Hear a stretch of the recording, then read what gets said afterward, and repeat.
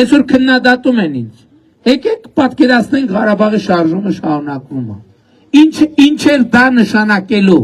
Ինչ էր դա նշանակելու։ Դա նշանակելու էր ամեն տարի զոհեր, մանր ու մեծ ու փոքր պատերազմներ,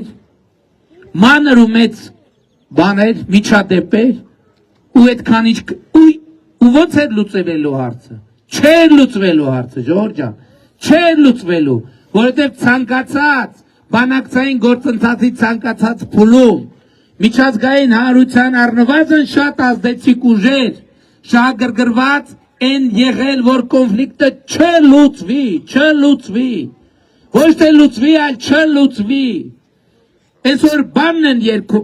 ողբում, ԵԱԿ Մինսկի խմբի համանախագահության ողբն են ողբում։ ԵԱԿ Մինսկի խմբի համանախագահությունում առնվազն եղել են շատ ուժեր, ում խնդիրը եղել է ոչ թե հարցի լուծումը, այլ հարցի չլուծումը, որ Հայաստանը տենց անընդհատ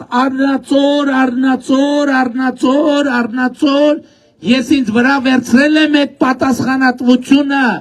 որովհետև ես հասկացել եմ, որ մեզ քարշ են տալիս կառափնարան, եւ մենք պետքա դուրս գանք կառափնարանի ճանապարհից, եւ ես եկել եմ ձեզ զեկուցելու, որ այո, հայհոյանքների գնով,